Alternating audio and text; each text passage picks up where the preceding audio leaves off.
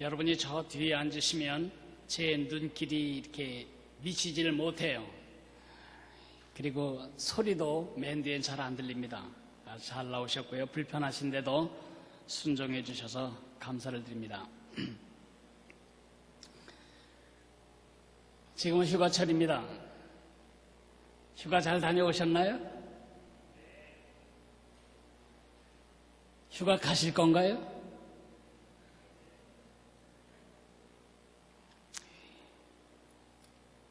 더 중요한 질문을 하겠습니다. 요즘 삶을 즐기고 계신가요? 진짜 해도 너무하네.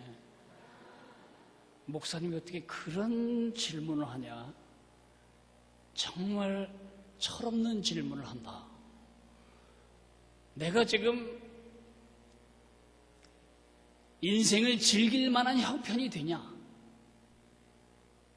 속 편한 소리 하고 계시네. 심지어 잔인한 질문처럼 느껴지기도 합니까?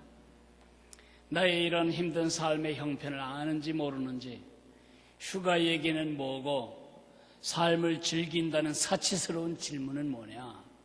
혹시 그런 생각을 제 질문 앞에서 하셨다면 오늘 너무 잘 오신 겁니다. 제가 여러분에게 꼭 들려드려야 할 말씀이 있습니다. 우리는 삶을 즐겨야만 합니다. 우리가 삶을 엔조이하지 못한다면 이 땅에 삶을 즐길 수 있는 사람은 아무도 없기 때문입니다. 우리가 흔히 착각하는 것은 행복한 것과 기쁘다는 것을 혼동하는 것입니다. 행복한 것이 기쁜 것은 아닙니다. 저는 지금까지 살아오면서 늘 행복하지 않았습니다. 행복하지 않은 많은 순간들이 있습니다. 단 하루를 사는 중에도 행복한 기분이 들었다가 불행한 기분이 들고 비참한 기분이 들다가 또 좋아지고 하루에도 수십 번씩이나 변하는 내 삶에 무슨 행복 노래를 하겠습니까? 나는 여러분이 행복할 거라고 장담할 수 없습니다. 나는 여러분이 행복한 삶을 살았을 거라고 믿지도 않습니다. 그리고 남은 생에 행복할 거라고 믿지도 않습니다. 왜냐하면 행복은 실체가 아니기 때문입니다. 여러분과 내가 추구하고 따라가야 할 실체가 아닙니다. 우리는 행복할 수 없을 수 있습니다. 행복하지 않을 수 있습니다. 그러나 우리는 기쁠 수 있습니다. 우리는 기뻐할 수 있습니다. 행복과 기쁨은 같은 개념이 아닙니다. 행복은 외적인 것입니다. 기쁨은 내적인 것입니다. 행복은 물이 오면 고이는 웅덩이 같습니다. 기쁨은 샘솟는 샘물과 같습니다. 행복은 환경에 따라 오기도 하고 가기도 합니다. 배고플 때 밥을 보자 행복했습니다. 먹는데 배가 부르면 불행해집니다. 그러나 기쁨은 환경 때문에 오는 것이 아니고 우리 안에 살아계신 하나님, 성령님으로부터 오는 것입니다. 행복은 감정입니다. 행복하다고 느끼는 것뿐입니다. 실체가 아닙니다.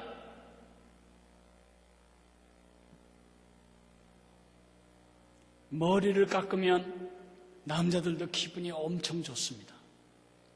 구두를 닦으면 행복감을 느낍니다.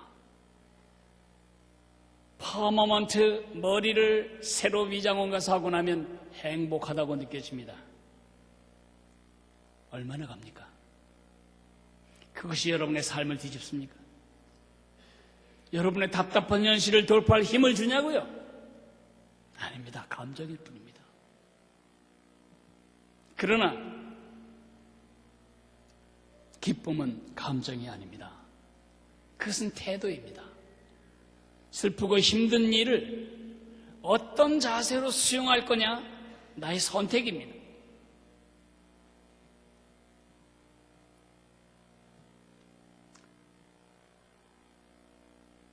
행복은 사라집니다. 신기루 같은 것입니다. 그러나 기쁨은 내 속에 지속되는 것입니다. 성경의 인물들을 보면 행복한 사람은 별로 없습니다.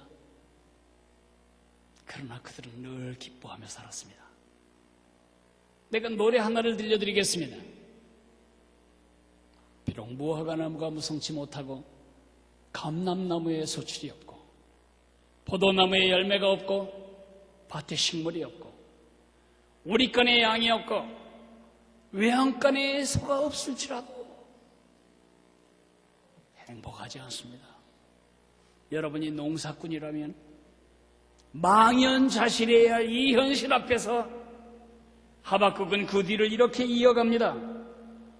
나는 여호와로 인하여 즐거워하며 나의 구원의 하나님을 인하여 기뻐하리로다. 왜 기뻐할 수 있었죠?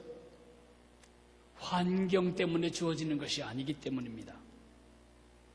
아삽이라고 하는 시인은 이렇게 노래합니다. 내 마음이 산란하며 내 양심이 찔렸나이다. 다 헛짓이야. 다 헛짓. 바르게 살려고 양심을 지키는 것도 헛짓이고 법을 지키며 살려는 것도 헛일이고 세금 꼬박꼬박 잘 내려고 정직하게 한 것도 헛일이고 국세청장도 감옥에 갈 판인데 괜히 정직한 척하고 세금을 낸 거 아닌가. 뭐 등등 불의한 사람은 건강하게 잘 사는 것 같은데 정직하고 의로운 사람은 늘 당하고 사는 것 같아. 내 마음이 이것을 생각하며 산란하며 양심이 찔렸습니다. 내가 이같이 우매무지함으로 주 앞에 짐승이 오나 내가 항상 주와 함께하니 주께서 내 오른손을 붙드셨나이다. 주의 교훈으로 나를 인도하시고 후에는 영광으로 나를 영접하시리니 하늘에서는 주 외에 누가 내게 있으리요 땅에서는 주밖에 내가 사모할 자 없나이다. 나의 육체와 마음은 쇠약하나 하나님은 내 마음의 반석이시오 영원한 분깃이시라. 아삽만 그런 것은 아닙니다. 바울도 그랬습니다. 사도 바울이 쓴 책 중에 빌립보서라는 책이 있습니다. 이 빌립보서를 조리면 세 단어로 조려집니다. 마음, 기쁨, 그리스도. 이 세 단어가 빌립보서에 가장 빈번하게 출현하는 단어입니다. 마음, 기쁨, 그리스도. 어떻게 엮든 빌립보서의 주제가 됩니다. 내 마음의 기쁨은 그리스도에게부터 온다. 그리스도께서 마음을 주장하실 때 기쁨을 누리며 살 수 있다. 이 편지를 쓴 좌표가 어디입니까?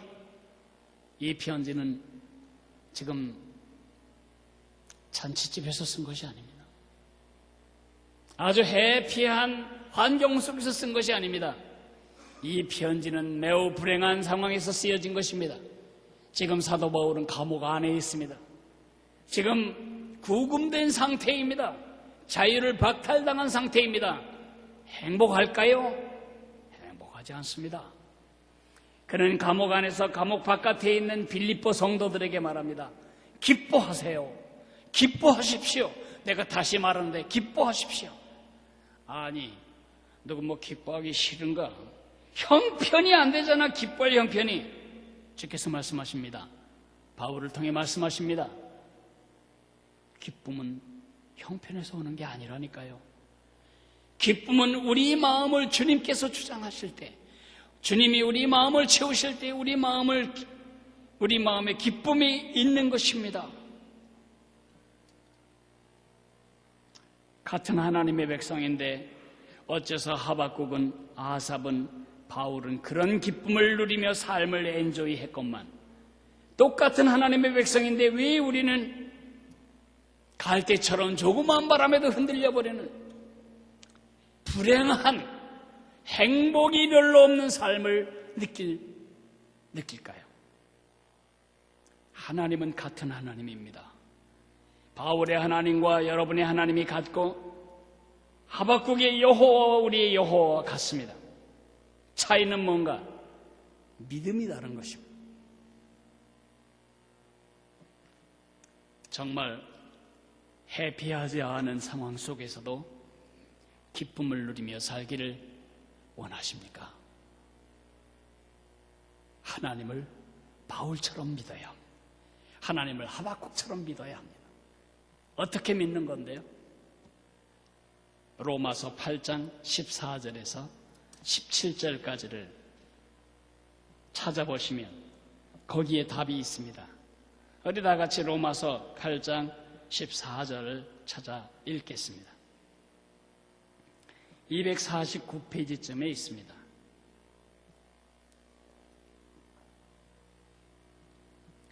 다 찾으셨으면 14절에서 17절까지를 같이 읽겠습니다.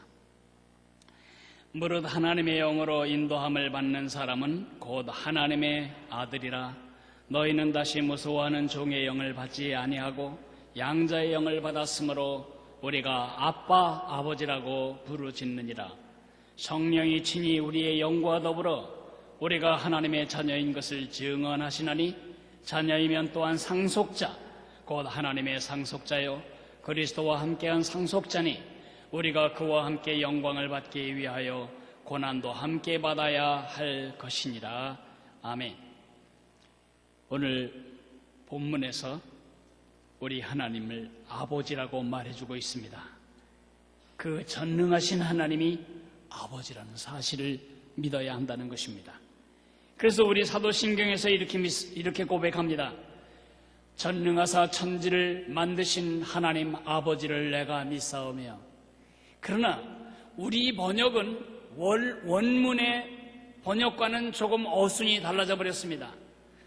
전능하사 천지를 만드신 하나님 아버지를 믿습니다. 전능하시기 때문에 천지를 만드셨다고 느껴집니다. 그러나 원문은 Patrem omnipotentem, 나는 하나님을 믿습니다. 그 하나님은 아빠이시고 아버지이시고 전능자이십니다. 다시 말하면 나는 하나님을 믿는데 그 하나님은 나와 어떤 관계냐? 아버지시다. 그 아버지는 어떤 아버지시냐? 전능자시다. 이 고백 하나만 가지고도 여러분은 형편과 관계없이 날마다 삶을 엔조이, 즐길 수 있습니다.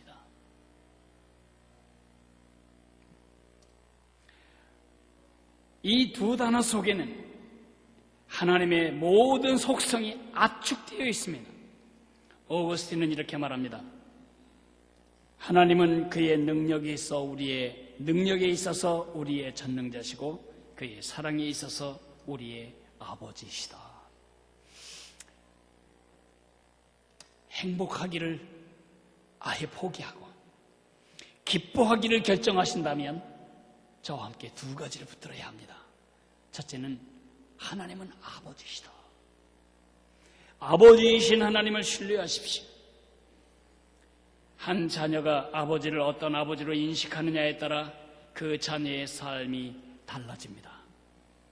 날마다 아버지에게 두들겨 맞고 아버지가 버려서 죽을 고생을 하며 자란 사람은 늙어 죽을 때까지 그 아버지에 대한 상처로부터 자유를 얻기가 어렵습니다. 하나님이 어떤 하나님으로 인식되고 있느냐에 따라서 그 성도의 삶이 달라집니다. 사도 신경은 우리 선배님들은 이렇게 고백했습니다. 아버지이시다. 하나님은 아버지이시다. 어떤 종교도 어떤 신앙도 자기들이 믿는 숭배의 대상을 아버지라고 부르는 신과 신앙과 종교는 없습니다. 부처님 앞에 불교도들이 석가 아버님 그렇게 부르는 거 보셨습니까? 알라신 앞에서 무슬림들이 알라 아버지시여 그런 거 보셨습니까? 그리스 신화를 읽으시다가 바카스 아버지시여 그렇게 하는 거 보셨습니까? 어디에도 신과 자기를 아버지로 연결하는 종교는 없습니다. 오직 여호와 우리 하나님. 그리스 사람들은 신들을 두려워합니다. 신들이 아주 변덕스럽습니다. 신들이 아주 잔혹합니다. 신들은 매일 복수합니다. 신들은 잘 삐집니다. 왜 그럴까요? 우리가 우리 형상을 따라 우리가 만든 신이기 때문에 그렇습니다. 우리 닮았습니다. 그래서 그리스 사람들이 신들을 대하는 태도는 두려움입니다. 변덕스러운 신들이 마음이 뒤집어져 가지고 나를 해코지하지 못하도록 손을 써야 합니다. 아첨을 따라야 합니다. 뇌물을 먹여야 합니다. 입을 막아야 합니다. 분노를 달래줘야 됩니다. 무당이 푸닥거리 하면서 용왕 아버지시여, 처녀 귀신 아버지시여, 산신령 아버지시여, 그런 거 보셨나요? 아닙니다. 귀신들의 비위를 맞추면 그것으로 끝나는 것입니다. 유대인들은 지금도 하나님을 아버지라고 부르지 못합니다. 그들이 아버지라고 부르는 딱 한 존재는 아브라함 한 사람뿐입니다. 그런데 예수님이 우리에게 말씀하셨습니다. 하나님을 이렇게 불러야 한다. 하늘에 계신 우리 아버지요. 예수님은 아들 하나님이셨습니다. 창세 전부터, 영원 전부터 아들 하나님, 아버지 하나님은 정말 끈끈한 사랑 가운데 계셨습니다. 그 예수님이 우리에게 당신이 경험한 그 관계를 우리에게 허락해 주셨습니다. 아버지라, 하나님은 너희의 아버지시다. 왜 하나님이 우리 아버지이실까요? 첫째로 우리 낳으셨기 때문입니다. 하나님이 우리를 낳으셨다고요? 네, 여러분은 하나님이 낳으셨습니다. 아, 이건 진짜 해도 너무하네. 그러면 날 낳아주신 아버지와 어머니는 뭐가 되는 거지? 정확하게 말하겠습니다. 여러분 어머니와 아버지가 여러분을 낳으신 것은 아닙니다. 여러분 아버지와 어머니가 세포를 만드시고 세포 안에 23줄로 꼬여있는 염색체 지도를 만들고 염색체 23번 중에 요거를 아들로 할까 딸로 할까 당신 생각에는 어때? 그렇게 결정하고 아들로 딸로 만드신 게 아닙니다. 여러분의 생김새, 여러분의 신장, 여러분의 성격, 같은 배 안에서 태어나도 그렇게 다른 두 자식들 아버지가 만들었으면 그렇게 안 만들었습니다. 여러분이 만드셨다면 그렇게 안 만드셨을 겁니다.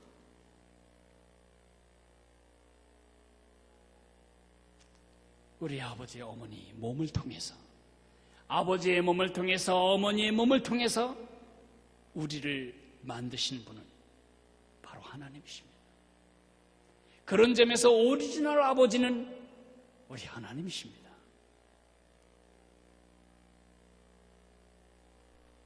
이 말이 여러분의 부모님을 함부로 대해도 된다고 오해되지 않기를 바랍니다. 우리 어머니 아버지는 예수를 믿었든 안 믿었든 우리를 이 땅에 태어나도록 하나님이 낳으실 때 쓰신 내 생명의 은인, 통로이십니다. 하나님 우리 아버지이십니다. 여러분의 코높이 그분이 만드셨습니다. 여러분의 사이즈 그분이 지정하셨습니다. 여러분의 그런 성격 그분이 만드셨습니다. 나 자신을 인해 기뻐하며 나의 생김새를 인해 즐거워해야 합니다. 아버지께서 낳으셨습니다. 그런데 문제는 하나님의 자녀로 태어나긴 했지만, 하나님의 손안에 내긴 했지만 조상적부터 흘러내려오는 죄로 말미암아 우리는 노예로 태어났습니다. 죄의 노예, 죽음의 노예, 지옥의 노예, 마귀의 노예, 나 자신의 노예, 자유 없이 살아가는 우리를 위하여 우리를 지으신 그 창조주 하나님이 이 땅에 오셨고 십자가에서 우리를 지으신 그 손이 구멍 뚫리시며 죽으셨습니다. 그래서 에베소서는 이렇게 말합니다. 그는 허물과 죄로 죽었던 너희를 살리셨도다. 그때 너희는 그 가운데서 행하여 이 세상 풍조를 따르고 공중의 권세 잡은 자를 따랐으니 곧 지금 불순종의 아들들 가운데 역사하는 영이라. 전에는 우리도 다 그 가운데서 우리 육체의 욕심을 따라 지내며 육체와 마음에 원하는 것을 하여 다른 이들과 같이 본질상 진노의 자녀였었더니 긍휼이 풍성하신 하나님이 우리를 사랑하신 그 큰 사랑을 인하여 허물로 죽은 우리를 그리스도와 함께 살리셨고 너희는 그의 은혜로 구원을 받은 것이라. 그래서 우리는 하나님의 자녀로 구속된 것입니다.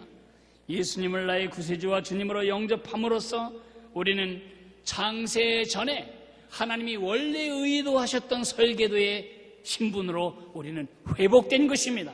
그것을 우리는 구속이라고 부릅니다. 고린도후서에서 이렇게 말합니다. 나는 너희의 아버지가 되고 너희는 내 자녀가 되리라. 전능하신 주의 말씀이니라.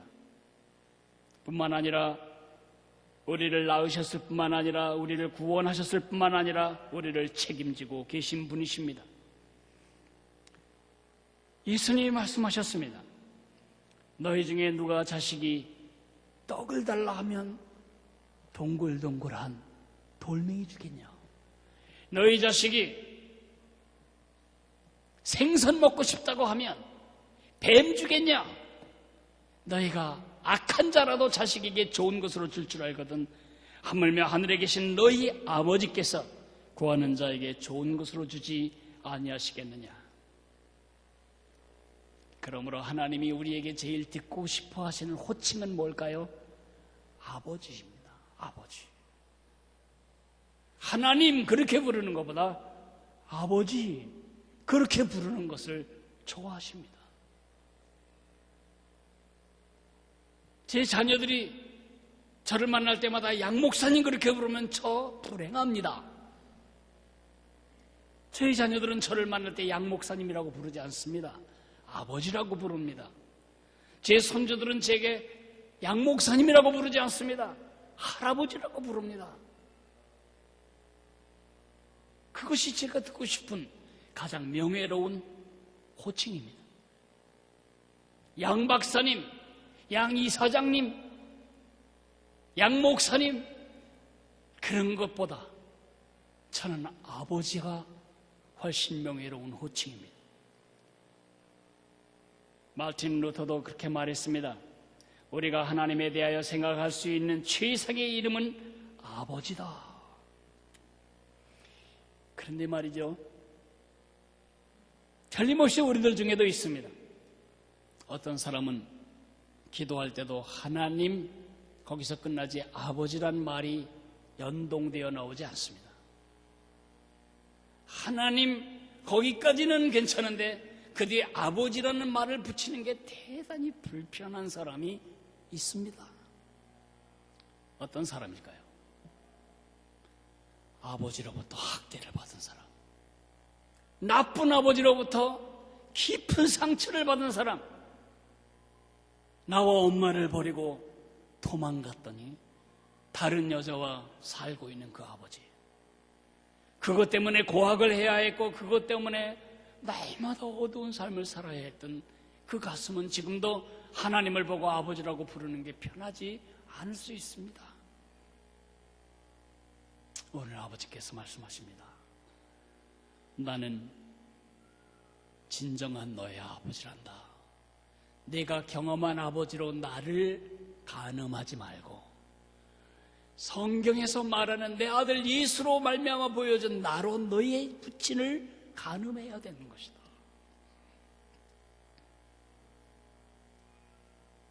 우리가 경험한 부족한 아버지, 잔인한 아버지, 실패한 아버지, 우리 하늘아버지는 그런 아버지가 아닙니다. 그 아버지를 내 아버지로 붙들고 살 때에만 우리는 상황과 관계없이 즐기며 살 수 있습니다. 두 번째, 전능자를 붙들고 살아야 합니다. 아버지이신 하나님은 전능자이심을 신뢰해야 합니다.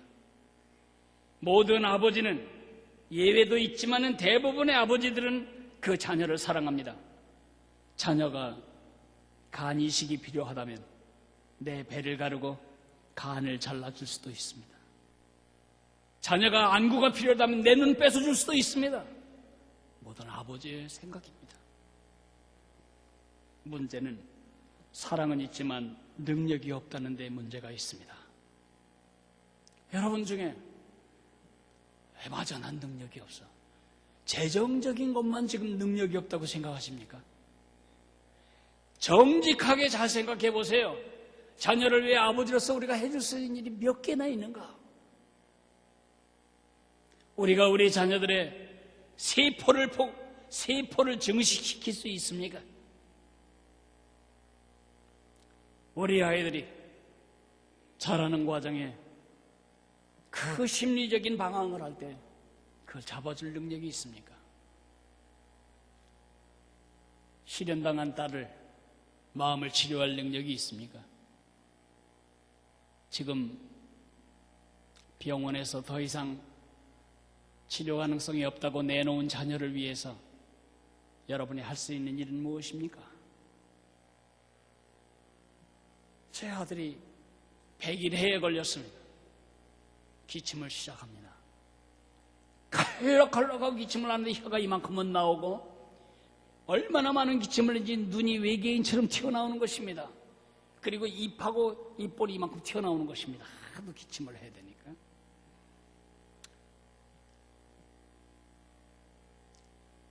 얼마 후에는 갓 태어난 딸도 옮았습니다.